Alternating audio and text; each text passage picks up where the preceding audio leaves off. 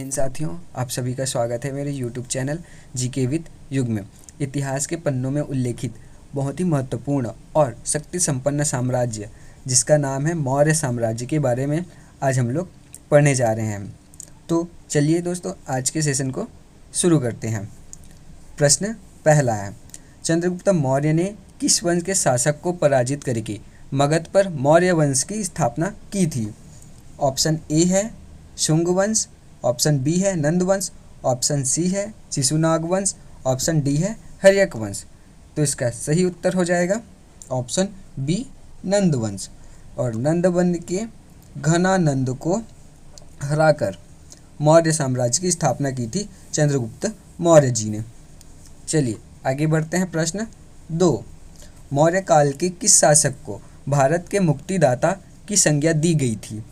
Option A है Dasharath, option B है Ashoka, option C है बिंदुसार, ऑप्शन डी है चंद्रगुप्त। तो इसका सही उत्तर हो जाएगा ऑप्शन डी चंद्रगुप्त। चलिए आगे।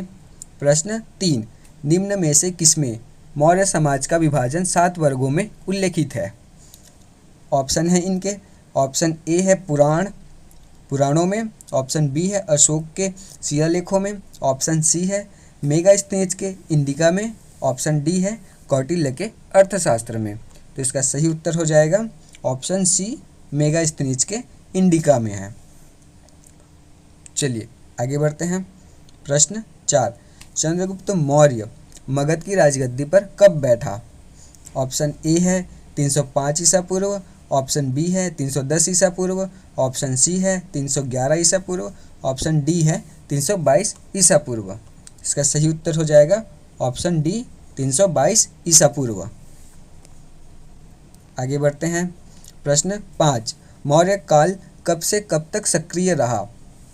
ऑप्शन ए है 322 से 185 ईसा पूर्व, ऑप्शन बी है 325 से 180 ईसा पूर्व, ऑप्शन सी है 320 से 182 ईसा पूर्व, ऑप्शन डी है 322 से 186 ईसा पूर्व। तो इसका सही उत्तर हो जाएगा ऑप्शन ए 322 ईसा पूर्व से 150 ईसा पूर्व तक रहा मौर्य काल।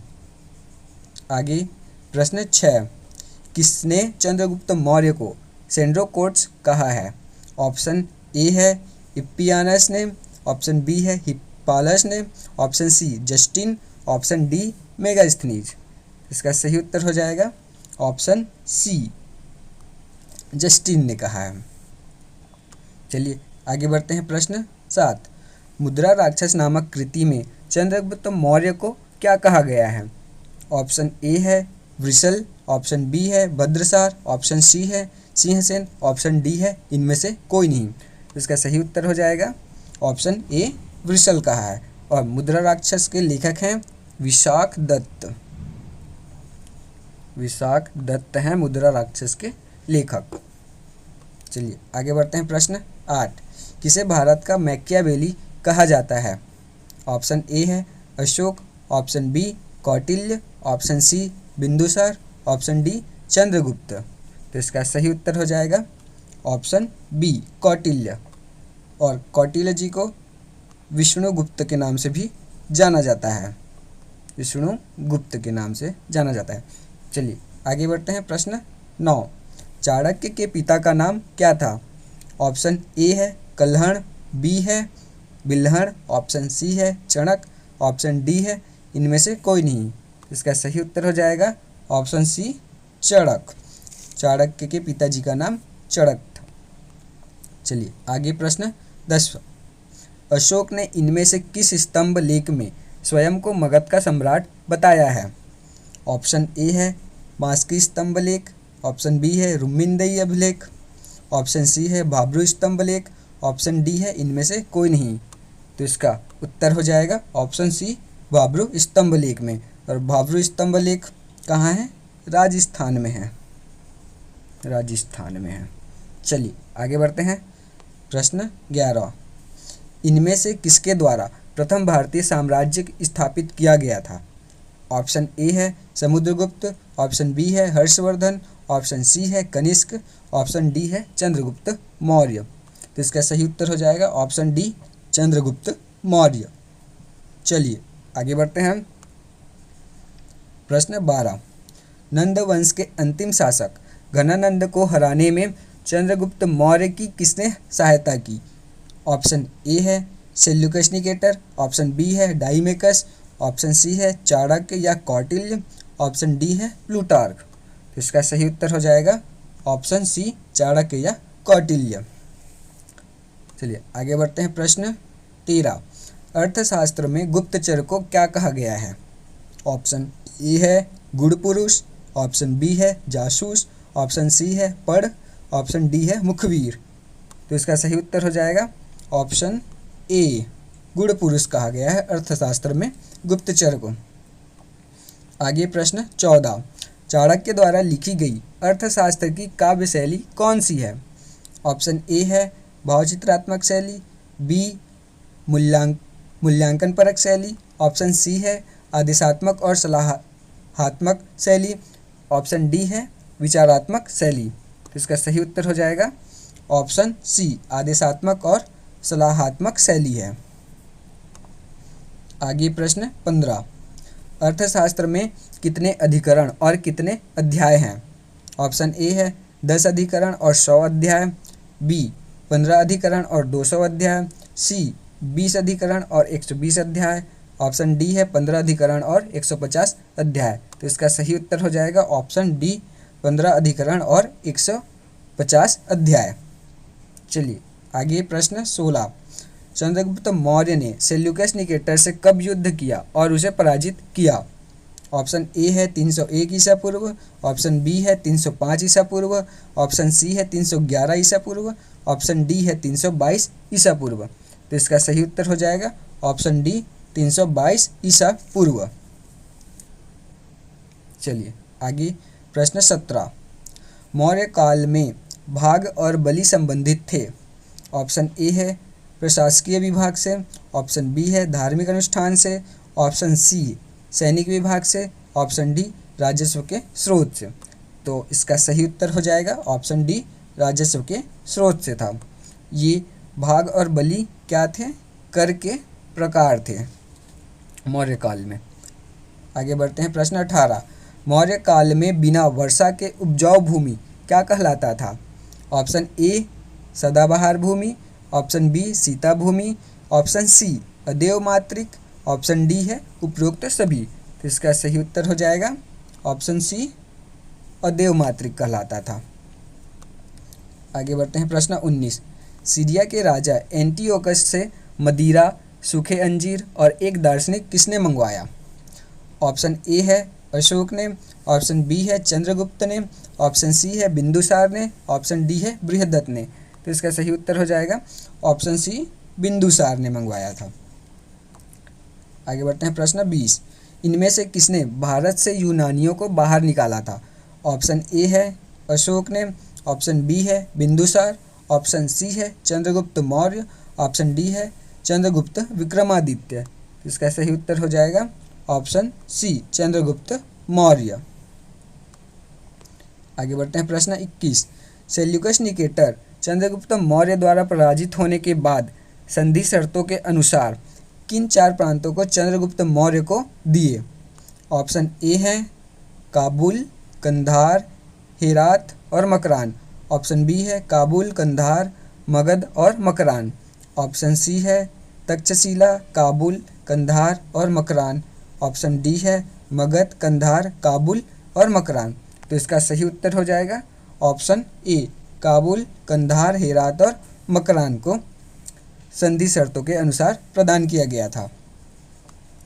आगे बढ़ते हैं। प्रश्न 22, चंद्रगुप्त मौर्य किस धर्म को मानने वाला था? ऑप्शन ए है शैव धर्म, ऑप्शन बी है वैष्णव धर्म, ऑप्शन सी है जैन धर्म, ऑप्शन डी है बौद्ध धर्म। तो इसका सही उत्तर हो जाएगा ऑप्शन सी, जैन धर्म को मानने वाले थे चंद्रगुप्त मौर्य। आगे बढ़ते हैं। प्रश्न 23, भारतीय लिखने की कला नहीं जानते, यह किसकी उक्ति है? ऑप्शन ए है Megasthenes, option B Justin, option C Plutarch, option D James Prinsep. तो इसका सही उत्तर हो जाएगा ऑप्शन ए, मेगास्थनीज। मेगास्थनीज ने कहा था भारतीय लिखने की कला नहीं जानते हम। आगे बढ़ते हैं। प्रश्न 24, सेल्यूकस निकेटर का राजदूत कौन था जो चंद्रगुप्त मौर्य के दरबार में रहता था? Option A Plutarch, option B Appianus, option C Megasthenes, option D Deimachus. तो इसका सही उत्तर हो जाएगा ऑप्शन सी मेगास्थनीज था। आगे बढ़ते हैं प्रश्न 25वां। नंद वंश के विनाश करने में चंद्रगुप्त मौर्य ने राजा प्रवर्तक की सहायता की थी। यह कहाँ का राजा था? ऑप्शन ए है पाटलिपुत्र, ऑप्शन बी है कश्मीर, ऑप्शन सी है तक्षशिला, ऑप्शन डी है तोसली। इसका सही उत्तर हो जाएगा ऑप्शन बी, कश्मीर का राजा था प्रवर्तक। चलिए, और कश्मीर की स्थापना किसने की थी? राजा अशोक ने की थी। चलिए आगे बढ़ते हैं प्रश्न 26।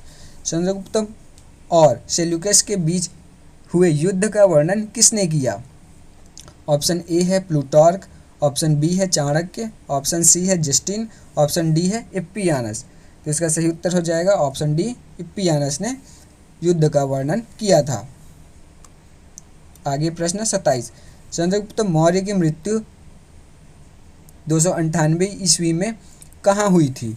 ऑप्शन ए है मैसूर, ऑप्शन बी है मगध, ऑप्शन सी है तक्षशिला, ऑप्शन डी है, सॉरी यहाँ टाइपिंग मिस्टेक है, यहाँ होना चाहिए ऑप्शन डी होना चाहिए श्रवण बेलगोला, श्रवण बेलगोला। और इस प्रश्न का सही उत्तर भी क्या हो जाएगा? श्रवण बेलगोला हो जाएगा। चंद्रगुप्त मौर्य की मृत्यु श्रवण बेलगोला में हुई थी। चलिए आगे बढ़ते हैं प्रश्न 28वां। चंद्रगुप्त मौर्य का उत्तराधिकारी कौन था? ऑप्शन ए है Megasthenes, option B Bimbisara, option C Bindusara, option D Kautilya. इसका सही उत्तर हो जाएगा ऑप्शन सी बिंदुसार था। आगे बढ़ते हैं प्रश्न 29। निम्न अभिलेखों में से किस अभिलेख से यह प्रमाणित होता है कि चंद्रगुप्त का प्रभाव पश्चिम भारत तक था? ऑप्शन ए है गिरनार अभिलेख, ऑप्शन बी है रुद्रदामन का जूनागढ़ अभिलेख, ऑप्शन सी है अशोक का सोपार अभिलेख, ऑप्शन डी है उपरोक्त तीनों में। इसका सही उत्तर हो जाएगा ऑप्शन बी, रुद्रदामन का जूनागढ़ अभिलेख। चलिए आगे प्रश्न 30। बिंदुसार को वायु पुराण में क्या कहा गया है? ऑप्शन ए है भद्रसार, ऑप्शन बी है वारिसार, ऑप्शन सी है भद्रबाहु, ऑप्शन डी है ए और बी दोनों। तो इसका सही उत्तर हो जाएगा ऑप्शन डी, ए और बी दोनों कहा गया है। चलिए आगे 31। बिंदुसार एक अन्य नाम अमित्रघात, जिसका अर्थ है? ऑप्शन ए है विश्वासघाती, ऑप्शन बी है शत्रु विनाशक, ऑप्शन सी है शत्रु प्रेमी, ऑप्शन डी है इनमें से कोई नहीं। इसका सही उत्तर हो जाएगा ऑप्शन बी, शत्रु विनाशक है अमित्रघात का मतलब। चलिए आगे बढ़ते हैं प्रश्न 32। बिंदुसार के शासनकाल में तक्षशिला में हुए 2 विद्रोह को दबाने के लिए पहले सुसीम को भेजा, बाद में बिंदुसार ने किसको भेजा?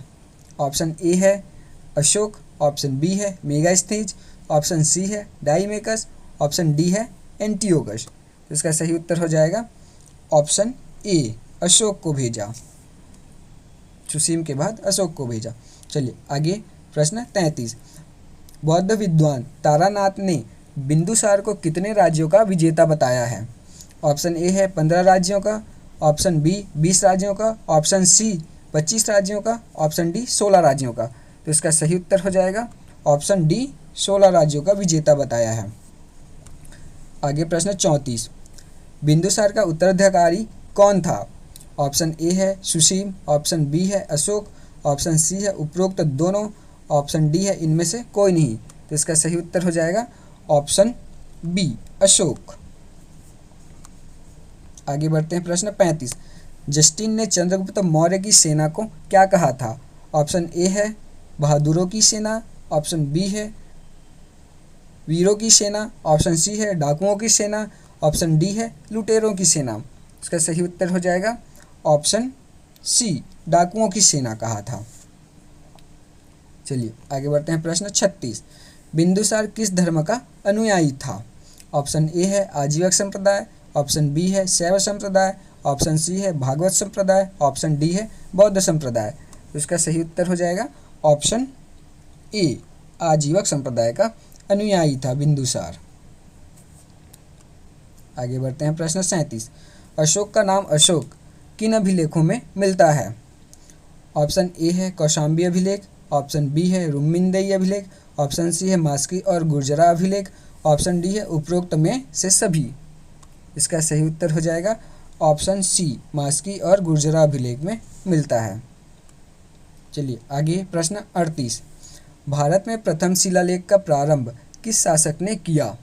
ऑप्शन ए हो जाएगा Chandragupta Maurya, option B Bindusara, option C Ashoka, option D Vishnugupta. इसका सही उत्तर हो जाएगा ऑप्शन सी, अशोक ने किया था शिलालेख का प्रारंभ। आगे बढ़ते हैं प्रश्न 39। कलिंग की राजधानी क्या थी?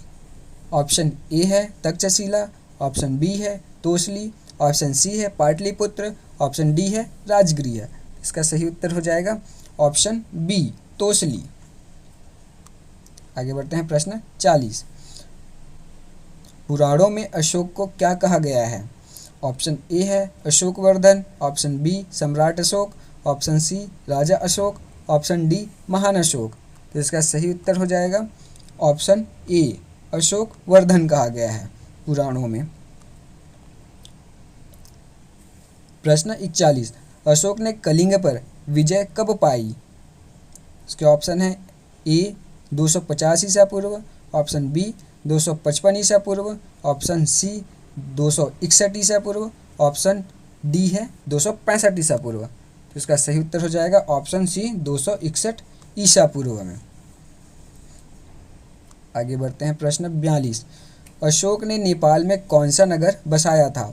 ऑप्शन ए है कनकपुर, ऑप्शन बी है ललितपतन, ऑप्शन सी है भरतपुर, ऑप्शन डी है पाटन। तो इसका सही उत्तर हो जाएगा ऑप्शन बी, ललितपतन नामक शहर बसाया था नेपाल में। प्रश्न 43। सांची का स्तूप सारनाथ का स्तंभ किसने बनवाया था? Option A Chandragupta Maurya, option B Bindusara, option C Ashoka, option D Kautilya. इसका सही उत्तर हो जाएगा ऑप्शन सी, अशोक ने बनवाया था सांची का स्तूप। और सांची का स्तूप है मध्य प्रदेश में। सांची का स्तूप है मध्य प्रदेश में। चलिए आगे बढ़ते हैं प्रश्न 44। कलिंग युद्ध के बाद अशोक ने किस धर्म को अंगीकार कर लिया? ऑप्शन ए है इस्लाम धर्म, ऑप्शन बी है जैन धर्म, ऑप्शन सी बौद्ध धर्म, ऑप्शन डी आजीवक धर्म। तो इसका सही उत्तर हो जाएगा ऑप्शन सी, बौद्ध धर्म को स्वीकार कर लिया था। किसकी दीक्षा से? उपगुप्त की दीक्षा से बौद्ध धर्म स्वीकार कर लिया था।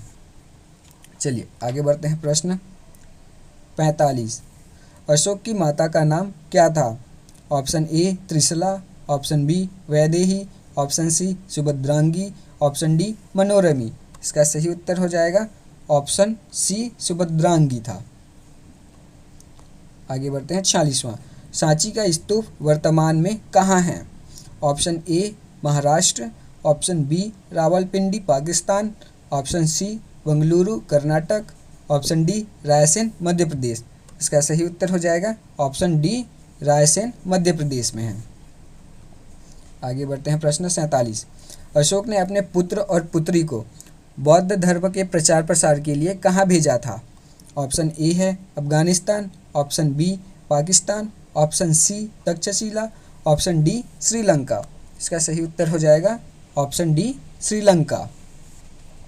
चलिए आगे बढ़ते हैं प्रश्न 48। निम्न में से कौन सी एक लिपि अशोक के अभिलेखों में नहीं मिलती है? ऑप्शन ए है ब्राह्मी लिपि, ऑप्शन बी है खरुष्ट लिपि, ऑप्शन सी है अरमाइक लिपि, ऑप्शन डी है गुरुमुखी लिपि।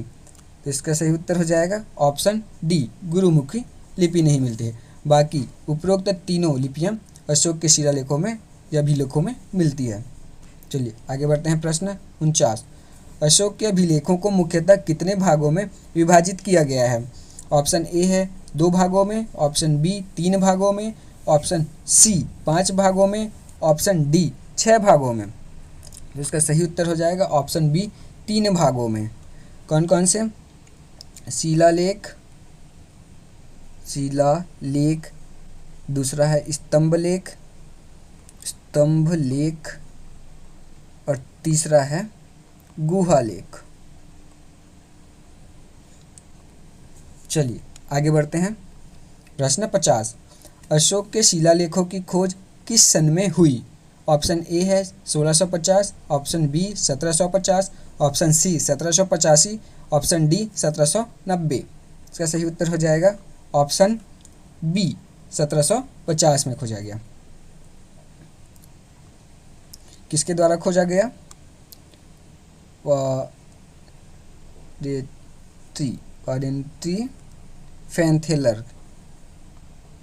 फैनथेलर द्वारा खोजा गया। चलिए आगे बढ़ते हैं। प्रश्न 51, अशोक के अभिलेखों को पढ़ने में सबसे पहली सफलता किसने हासिल की?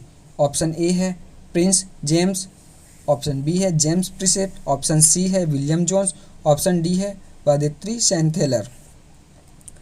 इसका सही उत्तर हो जाएगा ऑप्शन बी जेम्स प्रिसेप ने। कौन से सन में की थी? 1837 में। चलिए आगे। प्रश्न 52, अशोक के सारेकुना अभिलेख में कौन सी 2 भाषाओं में लिखी गई है? ऑप्शन ए है ब्राह्मी और खरोष्ठी, ऑप्शन बी है ग्रीक और खरोष्ठी, ऑप्शन सी है खरोष्ठी और अरमाइक, ऑप्शन डी है ग्रीक और अरमाइक। इसका सही उत्तर हो जाएगा ऑप्शन डी ग्रीक और अरमाइक। आगे बढ़ते हैं। प्रश्न 53, अशोक के किस अभिलेख को रानी का अभिलेख कहा जाता है? ऑप्शन ए है कौशाम्बी का अभिलेख, ऑप्शन बी है रुमेनदेई अभिलेख, option C Sarekuna, option D Topra अभिलेख। तो इसका सही उत्तर हो जाएगा ऑप्शन ए कौशाम्बी का अभिलेख को कहा जाता है रानी का अभिलेख। आगे बढ़ते हैं। 54, अशोक का सबसे लंबा शिलालेख कौन सा है? ऑप्शन ए पहला शिलालेख, ऑप्शन बी तीसरा शिलालेख, ऑप्शन सी 5वां शिलालेख, ऑप्शन डी 7वां शिलालेख। तो इसका सही उत्तर हो जाएगा ऑप्शन डी 7वां शिलालेख। आगे प्रश्न 55, मौर्य काल में सेना विभाग का सबसे बड़ा अधिकारी होता था? ऑप्शन ए है सेनाध्यक्ष, ऑप्शन बी है सेनापति, ऑप्शन सी है मीर बख्शी, ऑप्शन डी है प्रधान सेनानायक। इसका सही उत्तर हो जाएगा ऑप्शन बी सेनापति होता था सबसे उच्च सेनापति।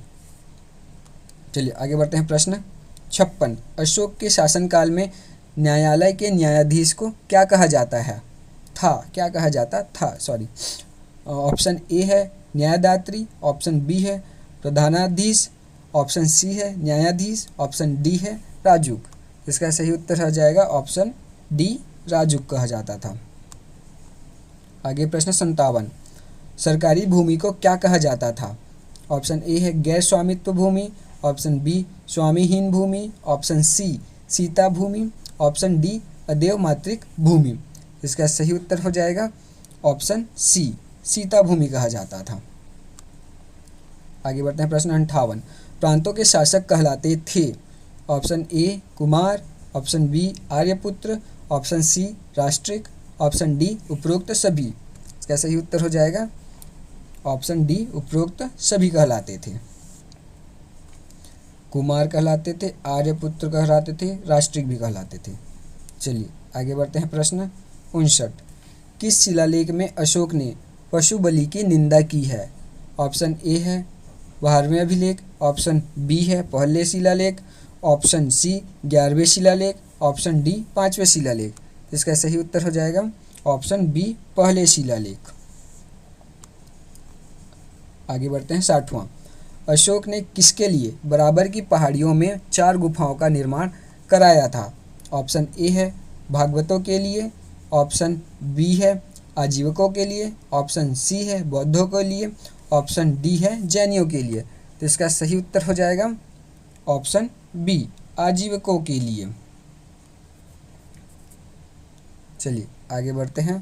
प्रश्न 61वां, इनमें से कौन सा अशोक कालीन अभिलेख खरोष्टी भाषा में लिखा गया है? ऑप्शन ए है कालसी, ऑप्शन बी है मेरठ, ऑप्शन सी है गिरनार, ऑप्शन डी है शहबाजगढ़ी। तो इसका सही उत्तर हो जाएगा ऑप्शन डी शहबाजगढ़ी। चलिए आगे बढ़ते हैं। प्रश्न 62, अशोक के कौन से शिलालेख में कलिंग युद्ध का प्रमाण या उल्लेख मिलता है? ऑप्शन ए है 9वें शिलालेख, ऑप्शन बी है 11वें शिलालेख, ऑप्शन सी है 12वें शिलालेख, ऑप्शन डी है 13वें शिलालेख। जिसका सही उत्तर हो जाएगा ऑप्शन डी 13वें शिलालेख। आगे बढ़ते हैं प्रश्न 63। अशोक के शासनकाल में किस नगर में बौद्ध संगीति आयोजन की गई थी? ऑप्शन ए है मगध, ऑप्शन बी है राजगृह, ऑप्शन सी है पाटलिपुत्र, ऑप्शन डी है समस्तीपुर। इसका सही उत्तर हो जाएगा ऑप्शन सी, पाटलिपुत्र में आयोजन किया गया था। आगे बढ़ते हैं प्रश्न 64। धम्म क्या था? ऑप्शन ए है प्रशासनिक नियमों का संग्रह, ऑप्शन बी है धार्मिक अनुष्ठानों के नियम, ऑप्शन सी है लोगों को नैतिकता सिखाने के लिए नियमों का संग्रह, और ऑप्शन डी है एक सैन्य उच्च अधिकारी। जिसका सही उत्तर हो जाएगा ऑप्शन सी, लोगों को नैतिकता सिखाने के लिए नियमों का संग्रह था। चलिए आगे प्रश्न 65। मौर्य वंश के बाद कौन सा वंश अस्तित्व में आया? ऑप्शन ए है शुंग वंश, ऑप्शन बी है हर्यक वंश, ऑप्शन सी है कण्व वंश, ऑप्शन डी है शिशुनाग वंश। तो इसका सही उत्तर हो जाएगा ऑप्शन ए, शुंग वंश। शुंग वंश के संस्थापक कौन थे? पुष्यमित्र शुंग, पुष्यमित्र शुंग थे। चलिए आगे बढ़ते हैं प्रश्न 66। सम्राट अशोक के शिलालेखों की एक प्रति उत्तराखंड के कहाँ से प्राप्त हुई है? ऑप्शन ए है अल्मोड़ा, ऑप्शन बी है रुद्रप्रयाग, ऑप्शन सी है कलासी, ऑप्शन डी है टिहरी गढ़वाल। तो इसका सही उत्तर हो जाएगा ऑप्शन सी, कलासी से प्राप्त हुई है। आगे 67। अशोक के जो शिलालेख संगम राज्य के बारे में हमें बताते हैं? ऑप्शन ए है पहला और 10वां, ऑप्शन बी है पहला और 11वां, ऑप्शन सी है दूसरा और 13वां, ऑप्शन डी है दूसरा और 14वां। तो इसका सही उत्तर हो जाएगा ऑप्शन सी, दूसरा और 13वां। चलिए आगे 68। मालवा, गुजरात एवं महाराष्ट्र किस शासक ने पहली बार जीता? ऑप्शन ए है अशोक, ऑप्शन बी है बिंदुसार, ऑप्शन सी है चंद्रगुप्त मौर्य, ऑप्शन डी है दशरथ। इसका सही उत्तर हो जाएगा ऑप्शन सी, चंद्रगुप्त मौर्य। प्रश्न 69। मौर्य साम्राज्य में प्रचलित मुद्रा का नाम था? ऑप्शन ए है काकड़ी, ऑप्शन बी है दिनार, ऑप्शन सी है तोल, ऑप्शन डी है पड़। इसका सही उत्तर हो जाएगा ऑप्शन डी, पड़ था मौर्य काल में प्रचलित मुद्रा का नाम। चलिए आगे प्रश्न 70 और अंतिम प्रश्न। मौर्य काल का अंतिम शासक था? ऑप्शन ए है अशोक, ऑप्शन बी है दशरथ, ऑप्शन सी है चंद्रगुप्त मौर्य, ऑप्शन डी है बृहदत्त। इसका सही उत्तर हो जाएगा ऑप्शन डी, बृहदत्त।